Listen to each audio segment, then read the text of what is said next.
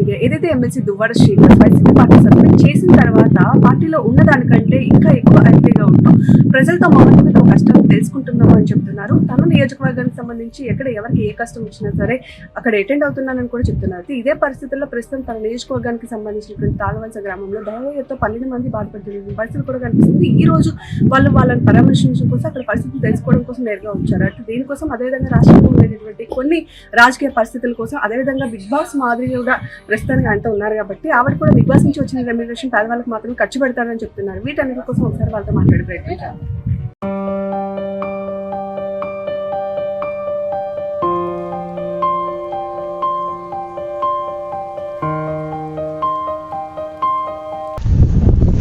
ప్రస్తుతం దువ్వాడ శ్రీనివాస్ గారు అయితే ఏదైతే తాళవలస గ్రామానికి చెందినటువంటి వాటర్ వాళ్ళు తాగుతున్నారో ఆ బావి దగ్గరికి అయితే రావడం జరిగింది. అయితే ప్రస్తుతం ఒకసారి ఆయనతో కూడా మాట్లాడే ప్రయత్నం చేద్దాం. అసలు ఇక్కడ ఈ గ్రామం అంతా పరిశీలించారు కాబట్టి ఆయన దీంట్లో అసలు ఏం చెప్తున్నారు ఇక్కడ గ్రామస్తులు. సార్ నమస్తే. సార్ చెప్పండి, ఈ తాళవలస గ్రామానికి కూడా వచ్చారు. ఈ మధ్యకాలంలో మీరు చాలా యాక్టివ్గా ఉంటూ మీ నియోజకవర్గానికి సంబంధించి ఎక్కడ ఏ సమస్య వచ్చినా సరే మీరు దగ్గరుండి వెళ్ళి పరామర్శిస్తూ వాళ్ళ కష్టాలను తెలుసుకుంటున్న ప్రయత్నం చేస్తున్నారు. సో అసలు ఈ రోజు చెప్పండి, తాళవలస గ్రామం వచ్చారు. ఇక్కడ దాదాపు 12 మంది వరకు కూడా డయేరియాతో ఇబ్బంది పడుతున్నారు. ఒక వ్యక్తి మృతి చెందడం కూడా జరిగింది. అసలు ఏం చెప్తున్నారు గ్రామం? నేను ఇది టెక్కలి నియోజకవర్గం సంతబొమ్మాళి మండలం తాళ్లవలస గ్రామం. అంటే నేను ఇక్కడ ఎమ్మెల్యేగా పోటీ చేశాను. అచ్చెన్నాయుడు కూడా ఇక్కడ ఎమ్మెల్యేగా నా మీద గెలిచి మంత్రి అయ్యాడు. సో ఇది చాలా ప్రాధాన్యత కలిగినటువంటి విషయం. ఇక్కడ నేను బాగా పరిశీలిస్తే మీరు ఇప్పుడు నీటిని కూడా త్రాగునీటిని కూడా అందించలేకపోయారా? ఈ రోజు నిన్నగాక మొన్న కూడా మంత్రి ఈ రూట్లోనే పోతున్నాడు, కానీ కనీసం ఈ పరిస్థితి కనీసం చూశాడా? ఈ దుర్మార్గమైనటువంటి చర్యలు కేవలం నిర్లక్ష్యం వల్ల జరిగినాయి. నేను తీవ్రంగా ఖండిస్తూ కలెక్టర్ గారిని కూడా కోరుతున్నాను, వెంటనే అసలు ఈ నుయ్యి ద్వారా నీరు ఇవ్వటం ఏంటి? స్వీట్ వాటర్ రావట్లేదు కదా, ఇక్కడే ఒక నీరు అవ్వండి, ఇక్కడే ఒక బోర్ వేయింది. ఈ ప్రాంతంలో స్వీట్ వాటర్ వస్తుంది అని ఆర్డబ్ల్యూఎస్ వాళ్ళు డిక్లేర్ చేస్తే అది భూగర్భంలో ఉన్నటువంటి పరిస్థితులను కూడా టెస్ట్ చేసి ఇక్కడ స్వీట్ వాటర్ వస్తుంది, గ్రామానికి స్వీట్ వాటర్ ఇవ్వక తప్పదు, అక్కడ సాల్ట్ వాటర్ వస్తుంది అనుకున్నప్పుడు ఇక్కడ తవ్వండి, ఇక్కడ తవ్వి ఇక్కడ ఒక ట్యాంక్ నిర్మాణం చేసి ఊరికి సప్లై చేయండి. చిన్న విషయం కదా, గట్టిగా ఒక 40-50 లక్షలు అయిపోయే పని కదా. ప్రతి ఇంటికి పైప్ లైన్ ఇవ్వచ్చు, పైప్ లైన్ ట్యాంకర్ ద్వారా సప్లై చేయొచ్చు, ఇక్కడే బోర్ సప్లై తీయండి. ఇది చిన్న విషయం కదా. నేను కలెక్టర్ గారికి కానీ మంత్రికి కానీ హెచ్చరిస్తున్నాను, దీనిపైన వెంటనే చర్యలు తీసుకుని ఈ నుయ్యిని వెంటనే తక్షణమే ఇక్కడతో నిలుపుదల చేసి ఈ నీరు త్రాగాల్సిన అవసరం ప్రజలకు కల్పించకుండా ఈ ప్రాంతం నుంచే ఒక బోర్వెల్ తవ్వితే భూగర్భంలోకి వెళ్ళి నీరు కూడా ఫ్రెష్ వాటర్ వస్తుంది, స్వీట్ వాటర్ వస్తుంది. ఇక్కడి నుంచి గ్రామానికి త్రాగునీరు సరఫరా చేయాలని నేను కోరుతున్నాను. లేదంటే ఇక్కడ మరి ప్రజలందరితో కలిసి ప్రజాందోళన కూడా చేపట్టడానికి నేను సిద్ధంగా ఉన్నాను. సార్ ఇక్కడే కాదు, మీ నియోజకవర్గానికి సంబంధించి ఎక్కడ ఏ సమస్య వచ్చినా సరే ముందుండి మీరు స్పందిస్తున్నారు. అయితే మీరు పార్టీలో ఉన్నన్నాళ్ళు కూడా సస్పెండ్ అవ్వనంత వరకు కూడా కాస్త ఎలక్షన్స్ రిజల్ట్ వచ్చాక కాస్త సైలెంట్ అయ్యారని ఎక్కడ వార్తలు వినిపించాయి. బట్ ఈ మధ్యకాలంలో మళ్ళీ చాలా యాక్టివ్ అవుతూ నియోజకవర్గం మొత్తం పర్యటిస్తున్న పరిస్థితి కనిపిస్తుంది. దీనికి కారణం ఏంటంటే నాకు ప్రజలతో నేటి 25 సంవత్సరాలు నా సత్సంబంధం. ఈ ఊర్లో ఏ ఒక్క పసిపిల్లాడు 10 సంవత్సరాల పిల్లాడి దగ్గర నుంచి 100 సంవత్సరాల పిల్లాడి వరకు ఎవరిని అడిగినా నా పేరు చెప్తారు. 25 సంవత్సరాలు సుదీర్ఘ రాజకీయ చరిత్ర, గెలిచిన ఓడిన ప్రజల్లోనే ఉన్నాను. ఈ ప్రాంతం కోసం థర్మల్ పవర్ ప్లాంట్ వల్ల ఈ పొలాలు నాశనం అయిపోతాయని, ఈ మత్స్యకారులు నాశనం అయిపోతాయని 8 సంవత్సరాలు అదే చేశాను ఉద్యమం ఇదే ప్రాంతంలో. ఆ థర్మల్ ప్లాంట్ తరిమి కొట్టాం. ఆ థర్మల్ ప్లాంట్ పోరాటంలో జైలుకి కూడా వెళ్ళాను. వీళ్ళకి నాకు అటువంటి సత్సంబంధం. ఎక్కడికి పోతాను? పార్టీ సస్పెండ్ చేస్తే, పార్టీలోను లేకుండా చేసేస్తే నేను వదిలేస్తాను? నా ప్రజలతో నేను ఎప్పుడూ ఉంటాను, శాశ్వతంగా ఉంటాను. ఆఖరు ఊపిరి ఉన్నంత వరకు ప్రజలతో కష్టపడి పనిచేయటం నా జీవిత ధ్యేయం. నేను వ్యాపారాలు చేసినా, హైదరాబాద్లో ఉన్నా, ఎక్కడ ఉన్నా వారంలో కనీసం 3-4 రోజులు ప్రజలతో ఉండటం నాకు సంతృప్తినిస్తుంది. ఇది నేను తప్పకుండా ఎప్పుడు చేస్తాను. రైట్. ఈ మధ్యకాలంలో చూసుకుంటే పవన్ కళ్యాణ్ డిప్యూటీ సీఎం పవన్ కళ్యాణ్ గారి ఇష్యూ ఒకటి బాగా హాట్ టాపిక్ గా మారుతుందని చెప్పుకోవచ్చు. ఏదైతే ఆయన తెలంగాణను ఉద్దేశించి తెలంగాణ కళ్ళుపోవడం వల్లనే కోనసీమ పంటలు ఇలా అయిపోయాయి అని చెప్పి ఆయన ఒకటి వ్యాఖ్యానించడం జరిగింది. దాని మీద పెద్ద ఎత్తున తెలంగాణలో కూడా మండిపడుతున్నటువంటి పరిస్థితి కనిపిస్తుంది. అసలు ఈ విషయం మీద మీ అభిప్రాయం ఏంటి? పవన్ కళ్యాణ్ ఎప్పుడు నేను చెప్పాను కదా, ఆయన అర్ధరహితమైనటువంటి వ్యక్తి. అర్ధరహితమైన వ్యాఖ్యలు ఎప్పుడు చేస్తుంటాడు ఆయన. కోనసీమలో ఉంటే కొబ్బరి చెట్లకి తెలంగాణకి సంబంధం ఏంటో నాకు అర్థం కాదు. తెలంగాణ ప్రజలు ఏం చేస్తారు, ప్రాంతం ఏం చేస్తుంది, కొన్ని తెలంగాణ మొత్తం పెరిగిన ఒక్కలేనటువంటి అభిప్రాయంతో ఉంటారా, దొరుకుతారా? తెలంగాణ ఏంటి, ఆంధ్రప్రదేశ్ ఏంటి, మా అందరూ తెలుగు వాళ్ళం, మనందరిది ఒక కుటుంబం, మనందరిది ఒక జాతి, ఒక మతం, ఒక ఆలోచన, తెలుగు వారి పౌరుషం. ఒక ప్రాంతాలని నాశనం చేసుకోవడానికి ఇక్కడ ఎవరు సిద్ధంగా లేరు. దయచేసి ఆ వ్యాఖ్యలు వెనక్కి తీసుకుంటే మంచిదని డిప్యూటీ చీఫ్ మినిస్టర్ చెప్తున్నాను. వాళ్ళు కూడా ఏదో హెచ్చరికలు చేశారు, మీరు ఎలాగైనా వెనక్కి తీసుకుని క్షమాపణలు చెప్పకపోతే మీ సినిమాలు ఆడనివ్వము, రిలీజ్ కానివ్వము అంటారు. ఇప్పుడు ఒక ప్రాంతాన్ని ఉద్దేశించి మనం విమర్శ చేయకూడదు, అందులో ప్రోటోకాల్లో ఉండి ప్రధానమైనటువంటి హోదాలో ఉండి అలా మాట్లాడకూడదు. నాకు తెలిసి తెలంగాణ ప్రజలు ఎప్పుడు కూడా ప్రాణం పెట్టేవాళ్లే, ప్రతి ఒక్కరికి సహకరించేవాళ్లే, అందరికీ ఆప్యాయంగా ఆదరించేవాళ్లే. తెలంగాణ ప్రజలు వాళ్ళకు అనుకుంటే ఆంధ్ర నుంచి లక్షలాది మంది ప్రజలు ఈ రోజు తెలంగాణలో ఉన్నారు, నాతో కలిపి అందరం తెలంగాణలో ఉన్నాం కదా. ఈవెన్ పవన్ కళ్యాణ్ కూడా అందరం తెలంగాణలో ఉన్నాం కదా. తెలంగాణ ప్రజల సహకారంతోనే కదా మన జీవితాలు ముందుకెళ్తున్నాయి. ఇక్కడ తెలంగాణ ఏంటి, ఆంధ్రప్రదేశ్ ఏంటి, అందరూ ఒకటే. ఈ వ్యాఖ్యలు కరెక్ట్ వెనక్కి తీసుకోమని నేను కూడా కోరుతున్నాను. సార్ మీరు ఏం చెప్తారంటే స్టేట్ లో కూటమి ప్రభుత్వం అధికారంలోకి వచ్చి దాదాపు 1.5 year కంప్లీట్ చేసుకుంది. సో వాళ్ళు పెట్టిన పథకాలన్నీ సక్సెస్ఫుల్ గా ప్రజలకు అందజేస్తున్నాం అని చెప్తున్నారు. సో అసలు వీళ్ళ పరిపాలన మీద ప్రస్తుతం ఉండే సిచ్యువేషన్స్ మీరు చూడండి, ప్రభుత్వ పరిపాలన ఎప్పుడైనా కూడా 3 విషయాల్లో చాలా కీలకంగా ఉంటాయి. ఒకటి ఆరోగ్యం, విద్య, వైద్య విషయం, వ్యవసాయం ఈ 3ంటికి వచ్చేటప్పటికి ఆరోగ్య సేవలు పూర్తిగా ఆపేస్తున్నారు. ఆరోగ్యశ్రీ నిధులు ఇవ్వట్లేదు, 40 పెద్ద పని కాదు. వాటికి నిధులు ఇవ్వకపోవడం వల్ల ఆరోగ్య సేవలన్నీ కూడా నిద్రావస్థలో ఉన్నాయి. ఇక విద్యకు వచ్చేటప్పుడు స్కూళ్ళు ఒకప్పుడు బ్రహ్మాండంగా తయారు చేసి నాడు నేడు ద్వారా అద్భుతంగా మలచినటువంటి స్కూళ్ళన్నీ కూడా ఈరోజు నిర్దాక్షిణ్యంగా చాలా దౌర్భాగ్యమైన పరిస్థితుల్లో స్కూళ్ళ పరిస్థితులు కూడా ఉన్నాయి.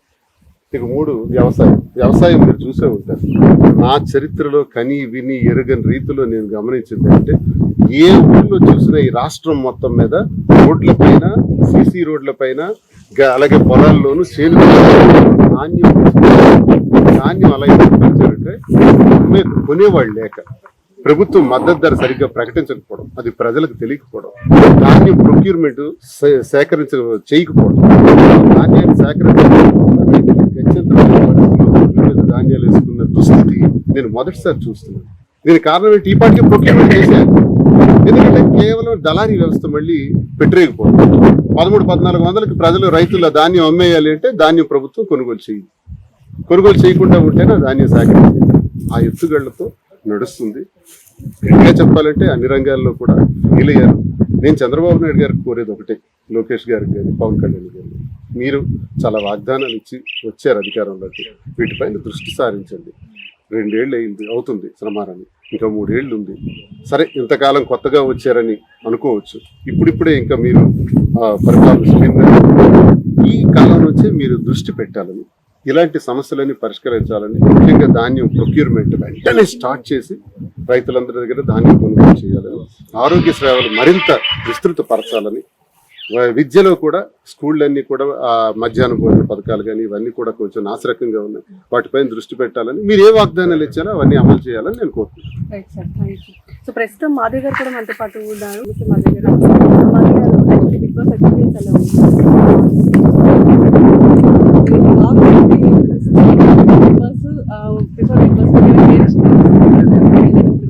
ఖచ్చితంగా కనిపిస్తుంది. అంటే చూసే ప్రేక్షకులు కూడా దగ్గర అవ్వాలని అనుకున్నాను. సో ఆ విధంగా ఖచ్చితంగా నేనైతే దగ్గర అయ్యాను. ఎందుకంటే నేను శ్రీనివాస్ గారు తను ఏదైనా ఊరు వెళ్తున్నాను, తనతో పాటు నేను వెళ్తుంటే చాలా బాగా ఆదరిస్తున్నారు. ఒక ఇంటి అమ్మాయి లాగా నన్ను చూసుకుంటున్నారు. సో ఖచ్చితంగా బిగ్ బాస్ అయితే నాకు ఒక మంచి ఎక్స్పీరియన్స్ ఇచ్చింది, ఒక మంచి రిజల్ట్ వచ్చిందని చెప్పుకోవచ్చు. మాధవి గారు, బిగ్ బాస్ కి మీరు వెళ్ళక ముందు కూడా చెప్పారు, అంటే చాలా మంది రెమ్యూనరేషన్ కోసం వెళ్తున్నారు, అది అనేటప్పుడు నాకు ఆ రెమ్యూనరేషన్ నథింగ్ బట్ అని కూడా చెప్పారు.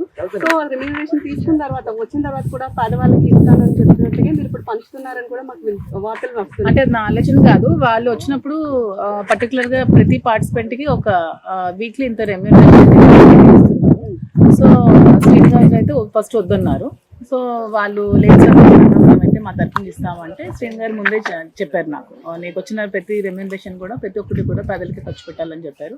సో అతను చెప్పినట్టుగానే ఆ విధంగానే వచ్చిన రెమ్యూనరేషన్ మొత్తం మేము వైద్యాని కోసం ఎవరైనా ఎవరైనా ఉంటే వాళ్ళకి దగ్గరికి వెళ్ళి మొన్న రీసెంట్గా ఒక అతనికి చాలా ఇయర్స్ నుంచి ఒక కార్యకర్త అనమాట, ఫాలో అవుతున్నాడు. చాలా పూర్ తను, బ్రెయిన్ హ్యామరేజ్తో బాధపడుతుంటే వాళ్ళకి వెళ్ళి హాస్పిటల్ ఖర్చులకి అండ్ వాళ్ళు ఫ్యూచర్లో ఇండిపెండెంట్గా బతుక్కోవడానికి ఒక కిరాణా షాప్ కూడా తను పెట్టించారు.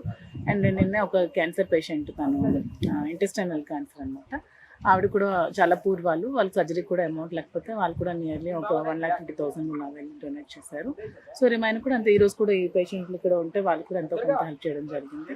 సో అలాగ వచ్చిన అమౌంట్ మొత్తం శ్రీనివాస్ గారు చెప్పినట్టు వాళ్ళకి ఎవరైతే పూర్ పీపుల్ ఉన్నారో వాళ్ళకి డొనేట్ చేస్తారు. సో మాధవి గారికి ఇంత రెమ్యూనరేషన్ వచ్చిందని చెప్పి సోషల్ మీడియాలో కానీ వాటిలో చాలా చాలా చెప్తున్నారు. అసలు వాస్తవంగా మీకు ఎంత రెమ్యూనరేషన్ వచ్చింది? నాకైతే ఒక వీక్లీ 3 lakhs ఇచ్చారు నాకు. సో 3 weeks ఉన్నాను నేను, 9 lakhs వచ్చింది. సో 9 lakhs కూడా నేను సో మీరు ఆల్రెడీ వస్త్ర రంగాల్లో కాబట్టి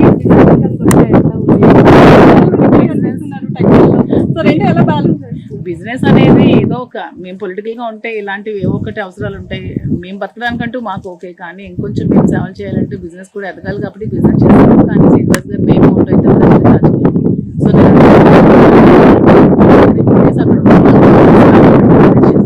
సో రిమైనింగ్ డేస్ అంతా ఇక్కడే ఉంటున్నా. మీరు బిగ్ బాస్ ఇప్పుడు అంటున్నారు, బిగ్ బాస్ రెమ్యునరేషనే కాదు, మాకు బిజినెస్లో వచ్చిన మంత్లీ ఇన్కమ్లోంచి కూడా ఒక పర్టికులర్ అమౌంట్ అంటూ తను సేవా కార్యక్రమాలకే పెట్టుకున్నారు శ్రేణి గారు. సో మంత్లీ ఖచ్చితంగా ఎంత అమౌంట్ అనేది, ఒక మంత్లీ ఖచ్చితంగా ఒక 3 lakhs వరకు కూడా అతను ఖచ్చితంగా సేవా కార్యక్రమాలకి యూజ్ చేస్తున్నారు ఎవ్రీ మంత్. సో ఆ విధంగానే కొనసాగిస్తున్నాను. బిగ్ బాస్ మీరు బిగ్ బాస్ నుంచి వచ్చిన తర్వాత మీమ్స్ ఏమంటూ ఉంటాయో మీరు చూస్తారో లేదో వాళ్ళు తెలియదు, కానీ ఎక్కడ స్క్రోల్ చేసినా సరే ఇన్స్టా, ఫేస్బుక్ లైక్ మీ మీమ్స్ ఎక్కువ కనిపిస్తాయి అనమాట. మీరు కిక్కి అని అరవద్దు అని చెప్పి. సో అసలు ఏమనిపిస్తుంది అనమాట? బాగుంది, ఎందుకంటే ఆఫ్టర్ బిగ్ బాస్ మాధురి అనేది ఒక మార్క్ అయితే వచ్చింది ఖచ్చితంగా. సో ఇన్ని ఇయర్స్ ఇంతమంది కంటెస్టెంట్స్ వెళ్ళినా సరే లేని mark Madhuri Duvvada brand. Duvvada brand అంతే కదా. మాధురి గారు అనాలా, బిగ్ బాస్ మాధురి అనాలా, దువ్వాడ మాధురి అనాలా? ఏది ఇష్టం ఎక్కువ? నేనైతే దువ్వాడ మాధురి, తర్వాత ఏ పెట్టుకున్నా ఇష్టం. ఓకే, ఫస్ట్ అయితే దువ్వాడ మాధురి. బస్ మాదిరి అనేది ఒక ప్లాట్ఫామ్, అంతే. పర్మనెంట్ దువ్వాడ. సో మీకు ఎట్లా అనిపించింది బిగ్ బాస్ ఆమె గేమ్ ప్లాన్ కానీ లేదా ఆమె ఆడిన విధానం కానీ? ఫస్ట్ వీక్ వచ్చేసరికి చాలా నేను గేమ్ ప్లాన్స్ ఏమీ లేవు, నేను ఎలా ఉన్నానో అలాగే ఉన్నాను. అందుకే జనాలు నన్ను ఇష్టపడ్డారు. మాక్సిమం చాలా మంది లేదు, చాలా మంది నెగిటివ్ వస్తారు, నాకైతే పాజిటివ్ వచ్చింది. టీఆర్పీ కూడా పెరిగింది కదా, 8% నుంచి 12% వరకు పెరిగిందని ఆ యజమాని చెప్పారు. సో ఆమె ఆట ఆడుతున్నప్పుడు లోపల మీరు బయట నుంచి చూస్తారు కాబట్టి మీకు ఎట్లా అనిపించింది? బాగా చేసింది, బాగా న్యాచురల్ గా తను చేసింది. తను ఎలా ఉన్నారు? నాగార్జున గారు అన్నట్టే ఒకే మాట చెప్పాల్సింది, కొంచెం అలా కాదు తీరు మార్చి చెప్పుంటే బాగుండని నాగార్జున గారు చెప్పారు. నేను అదే చెప్పాను. మీరు ఇతను నాకు ముందే చెప్పారు, వెళ్ళే ముందే చెప్పారు, నీకు కొంచెం కోపం ఎక్క తగ్గించుకొని. బట్ నువ్వు చెప్పింది కరెక్ట్, చెప్పే తీరు కొంచెం మార్చితే నీకు మించిన వాళ్ళు లేరు అని నాగార్జున గారు అన్నారు. ఒక రకంగా ఆశీర్వదించారు. సో మాధవి గారు బిగ్ బాస్ నుంచి వచ్చిన తర్వాత అంటే మీకు ఆల్రెడీ ఇండస్ట్రీతో ఒక కనెక్షన్ అనేది ఉంది, బట్ మూవీస్ లోకి వెళ్తారు, లేకపోతే యాక్టింగ్ ఫీల్డ్ లోకి మాధవి గారు వెళ్తారు అని చెప్పి వార్తలు వస్తున్నది. మరి అలా ఏమీ లేదు, నాకు అలాంటి ఇంట్రెస్ట్ ఏమీ లేవు. నాకైతే శ్రీనివాస్ గారితో ఈ పాలిటిక్స్ లోనే అతను వల్ల తిరగడమే నాకు ఇష్టం. శ్రీనివాస్ గారు గెలిచినా గెలకపోయినా ఎప్పుడు ప్రజా లీడర్ గానే ఉన్నారు, తను ఒక లీడరే. తను ఎప్పుడు నేను చెప్పాను మంచి క్యారెక్టర్స్ వస్తే సినిమా చేయలేదు. లేదు, ఆయన ఓకే చెప్పారు. యాక్చువల్లీ బిగ్ బాస్ వెళ్ళడానికి ఫస్ట్ ఆయన విల్లింగ్ చూపించలేదు అని చెప్పారు, బట్ ఇప్పుడు యాక్టింగ్ లోకి వెళ్ళడానికి మాత్రం ముందు ఆయన విల్లింగ్ చెప్తున్నారు, మీరు నో అంటున్నారు. నాకైతే ఇష్టం లేదు, నేను శ్రీనివాస్తోనే ట్రావెల్ చేస్తాను. నాకు మళ్ళీ ఇంట్రెస్ట్ ఆల్రెడీ వస్తున్నాయి చాలా ఆఫర్స్, సీరియల్స్, మూవీస్. ఓకే చెప్పండి. Thank you. సో చూస్తున్నారు కదా, ఇది ప్రస్తుతం ఇక్కడ ఉండేటువంటి పరిస్థితులు అనమాట. సో ఏదైతే బిగ్ బాస్ నుంచి అందుకునేటువంటి రెమ్యునరేషన్ మాధురి అదేవిధంగా దువ్వాడ శ్రీనివాస్ గారు ఇద్దరు కలిపి పేద ప్రజలకి పంచాలి అని డిసైడ్ అయ్యారు కాబట్టి వాళ్ళు అందుకునే రెమ్యునరేషన్ అంతా కూడా పేద ప్రజలకి పంచుతున్నామని చెప్తున్నారు. ఇంకొక వైపు పొలిటికల్ గా పార్టీ సస్పెండ్ చేసినప్పటికీ కూడా ఎప్పుడు ప్రజానాయకుడినే కాబట్టి ప్రజల నుంచి ఉంటాను, వాళ్ళ కోసమే నేను ఉద్యమాలను కూడా నడుపుతానని చెప్తూ ఎక్కడైతే తన నియోజకవర్గంలో తమ కార్యకర్తలు కానీ లేదా మిగతా ప్రజలకు కానీ అవసరం ఉంటుంది అనుకుంటున్నారో అక్కడ ఖచ్చితంగా వీళ్ళు వెళ్ళి హెల్ప్ చేస్తామని కూడా భరోసా ఇస్తున్నటువంటి పరిస్థితి అయితే కనిపిస్తుంది.